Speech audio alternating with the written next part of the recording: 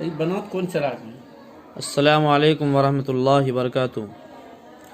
معزز سامعین، محترم دوستو، میں ہندوستان کے تمام مسلمانوں سے مخاطب ہوں، اور مدعا یہ ہے کہ مسجد کے ذمہ دار، مسجد کے متولیان کرام کیسے ہونی چاہیے۔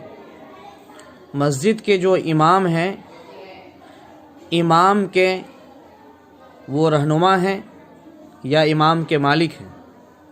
آج جتنے بھی مساجد ہیں اللہ کے گھر ہیں، ان کے ذمہ دار ایسے لوگوں کو منتخب کیا جاتا ہے جن کے چہرے پر داڑھی نہیں ہوتی، جو ایک وقت کا نمازی نہیں ہوتا، دین سے ان کو کوئی لینا دینا نہیں ہے، ایمانداری، امانت داری دور دور تک اس کا رشتہ اس سے نہیں ہے، امانت میں خیانت کرنا ان کا شیوا بنا ہوا ہے۔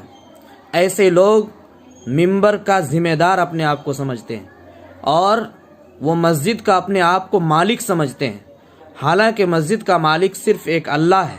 مسجد کا کوئی خادم تو ہو سکتا ہے، جیسے مکہ مدینہ کا، چاہے مسجد النبوی ہو یا بیت اللہ شریف ہو، ان کا جو بھی نگراں ہوتا ہے وہ اپنے آپ کو خادم الحرمین شریفین لکھتا ہے، انہیں گرو ہے اور فخر ہے کہ میں مسجد کا خادم ہوں۔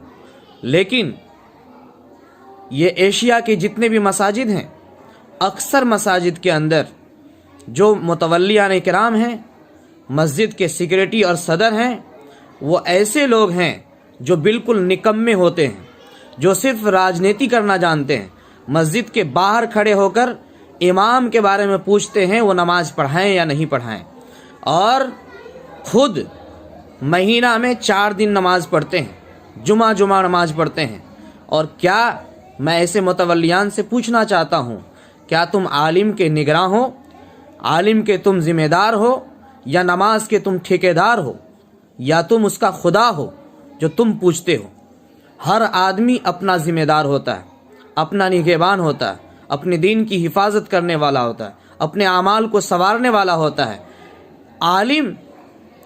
عالم اللہ سے ڈرتا ہے، انما یخشی اللہ من عبادہ العلماء، علماء صرف اللہ سے ڈرنے والے ہیں۔ لیکن آج علماء جو دین کا رہبر ہے، جو قوم کو صحیح راستہ دکھاتا ہے، اصلاح امت کے لیے بے چین اور بے قرار رہتا ہے، راتوں کو جاگتا ہے، اس کے اوپر اگر کوئی ملکیت کی زبان چلا رہا ہے، غلام بنا کر کے رکھا ہوا ہے، تو جاہل بنا کے رکھا ہوا ہے۔ میں عالموں سے کہنا چاہتا ہوں، آپ اپنی ذمہ داری کو سمجھیں اور کسی جاہلوں سے ڈرنے کی ضرورت نہیں ہے۔ آپ کو اپنے دین کی حفاظت کرنی ہوگی، آپ کو اپنی ذمہ داری سمجھنی ہوگی، آپ کو اپنے سند کا خیال رکھنا ہوگا، آپ کو اللہ نے جو ذمہ داری دی ہے خود آپ ان کے کفیل ہیں۔ اس لیے آپ اپنی ذمہ داری کو، اپنی لیاقت کو، اپنی قابلیت کو، اپنی صلاحیت کو آپ ضرور سمجھیں۔ میں اس چیز کو برداشت نہیں کروں گا کہ مسجد کے اندر 5,000 7,000 8,000 10,000 تنخواہیں ہیں اور پورے بستی کا وہ امام غلام بن کے رہتا ہے، غلام بن کر کے رہتا ہے۔ ایک ایک آدمی ان کو ڈانٹتا ہے، ایک ایک آدمی ان سے سوال کرتے ہیں، آخر کیوں اس امت کے اندر رسوائی کیوں ہو رہی ہے؟ یہ امت پستی میں کیوں جا رہی ہے؟ ذلیل و خوار کیوں ہو رہی ہے؟ اس لیے کہ آج اس امت کا علماء جتنا بڑا غریب ہے، وہ اپنی بیوی کا علاج نہیں کرا سکتا ہے، بچے کو صحیح وقت پہ روزی نہیں دے سکتا ہے، صحیح ذمہ داری ادا نہیں کر سکتا، ایک ضرورت پوری نہیں ہوتی ہے، اور بن کر ہر اعتبار سے قید ہو کر مسجد کا امامت کرتا ہوتا ہے۔ مدرسہ کے علماء وہ اپنے درس تدریس کا کام کرتے رہتے ہیں۔ کیا قرآن حدیث پڑھانے کا مطلب ہے کہ غلام بن جائے؟ کیا قرآن حدیث کی دیکھ بھال اور اس کی حفاظت کرنے کا مطلب کیا ہے کہ وہ فقیر بن کر کے رہیں؟ نہیں، ایسا نہیں ہے۔ نبی کا زمانہ ایسا نہیں تھا، صحابہ کا زمانہ ایسا نہیں تھا۔ جو دین کے ذمہ دار تھے ان کی ضرورت کا خیال رکھا جاتا تھا، ہر اعتبار سے قوم ان کی مدد کرتی تھی، ان کے ہدیے اور تحائف دیا کرتے تھے۔ آج اگر 500 روپے کوئی دے دے تو وہ سمجھتا ہے یہ میرا غلام بن گیا ہے، یہ میرے بس میں رہے گا، میں جدھر چاہوں ادھر لے جاؤں، میں جہاں بلاؤں وہاں جاؤں۔ احسان سناشی اور احسان کے دباؤ رہنا یہ علماء کا کام نہیں ہے۔ آپ خوددار رہیں اور دین کی کام کو آگے بڑھانے، دین کی اشاعت، دین کی تبلیغ کے لیے آپ آگے بڑھیں۔ اللہ آپ کے مددگار ہیں۔ روزی سے نہ گھبرائیں، روزی سے نہ ڈریں، اس کا مالک صرف اللہ ہے، وہ جہاں سمندر کی مچھلیوں کو روزی دیتا ہے، ارے آپ کے لیے تو سمندر کی مچھلیاں دعا کرتی ہیں، آپ کے لیے دنیا کے ذرے ذرے دعا کرتے ہیں۔ آپ نماز کے پابند رہیں، کسی کی غلامی نہ کریں، دین کے کام، دین کی اشاعت کس انداز سے کرنا چاہیے آپ کو بہتر معلوم ہے۔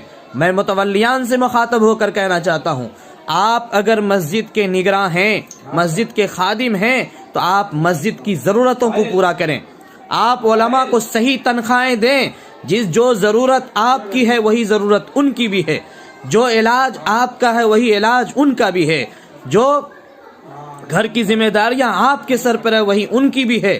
اگر وہ آپ کے مسجد میں، اگر وہ آپ کے مدرسے میں رہ رہے ہیں تو آپ ان کو غلام ہرگز نہ سمجھیں، ان کے عوض ان کا بدلہ آپ نہیں دے سکتے ہیں، قیامت تک ایک دن کی ذمہ داری کا بدلہ نہیں دے سکتے ہیں، اور جتنا زیادہ ہو سکے اتنا زیادہ تنخواہ دیجئے، ان کے ساتھ دیجئے، قدم سے قدم ملا کر کے آگے چلیے، ان کے اوپر نگاہ نہ اٹھائیے، شکایت نہ کیجئے۔ نماز ان کی بھی چھوٹ سکتی ہے جیسے آپ کی نماز چھوٹتی ہے، ضرورت ان کے ساتھ بھی ہے، وہ بھی علاج کے لیے جا سکتے ہیں، وہ بھی راشن کارڈ کے لیے بنانے کے لیے جا سکتے ہیں، آدھار کارڈ بنانے کے لیے جا سکتے ہیں، بہت ساری ضروریات ہے۔ اس لیے ہر مسجد میں 2 امام کو رکھیے، ایک امام ہو دوسرا نائب امام ہو، امام رہے تو نائب امام چلے جائے تو کوئی حرج نہیں ہے، نائب امام اگر رہے، امام صاحب چلے جائے تو کوئی حرج نہیں ہے، دونوں رہے تو اور نور علی نور ہے۔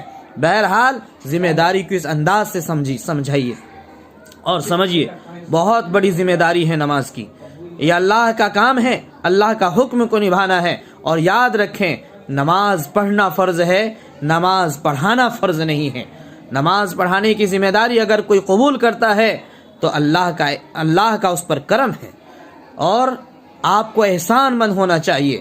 اور آپ سمجھتے ہیں 10,000 روپے دیں اور ہم غلام بنا لیں، امام کو، عالم کو اپنے غلام بنا لیں، جیسا چاہے ویسا نہ چاہے، تھوڑی تھوڑی بات پر جا کر کے ان کو کسیں اور کسی چیز پر دھیان نہ دیں۔ یاد رکھیں وہ متولیان کرام مبارکباد کے لائق ہیں جو اپنے امام کو آنکھوں پر رکھتے ہیں، ان کو عزت دیتے ہیں، علماء کی قدر کرتے ہیں، اور جو ضرورت ہو ان کو پوری کرتے ہیں۔ ایک عالم صاحب اپنی بیوی کے علاج کے لیے گئے، 50,000 روپے مانگنے کے لیے، 1 لاکھ روپے خرچ تھا، بیچارے 5,000 کی تنخواہیں میں 2,000 بچا کر کے رکھتے تھے، 50,000 روپے ان کے پاس تھا، 50,000 روپے اور نہیں تھی، بیوی کا آپریشن تھا، گئے متولیان کرام سے مانگنے کے لیے، کہا 50,000 روپیہ ہم کو قرض دیجئے، ہم آگے جا کر کے آپ کو ادا کر دیں گے۔ انہوں نے کہا میرے پاس پیسے نہیں ہیں۔ وہ عالم دین، مسجد کا امام، قوم کا رہنما، قوم کا پیشوا آنسو بہاتے ہوئے دفتر سے نکل گیا، اور اس کے بعد کہتا ہوا گیا کہ آج کے بعد میں کبھی امامت نہیں کروں گا۔ ارے رونا چاہیے، بلبلانا چاہیے، آپ کو شرم آنی چاہیے، ایک عالم کی آپ عزت نہیں کر سکتے ہیں، خدمت نہیں کر سکتے ہیں۔ اس لیے میں تمام امت مسلمہ سے کہنا چاہتا ہوں، امام آپ کے لیے بہت بڑے رہنما ہیں، امام آپ کے لیے بہت بڑا سرمایہ ہے۔ پوری دنیا کی دولت ایک طرف، امام ایک طرف، پوری دنیا کی دولت ایک طرف، عالم دین ایک طرف، پوری دنیا کی دولت ایک طرف، حافظ قرآن ایک طرف، ان کو آپ عزت دیں، ہر معاملے میں آگے بڑھائیں، ان سے صحیح رہنمائی لے، اور یہ جو کہیں ان پر عمل کرے۔ اللہ تعالی ہمارے زمانے میں برکت دے گا، علم میں ترقی دے گا، قوم و ملت میں رہنمائی ہوگی، اور جو پستی ہے وہ عروج سے بدلے گا انشاءاللہ۔ اللہ تعالی ہم سب کو کہنے سننے سے زیادہ عمل کرنے کی توفیق نصیب فرمائے۔ السلام علیکم ورحمۃ اللہ وبرکاتہ۔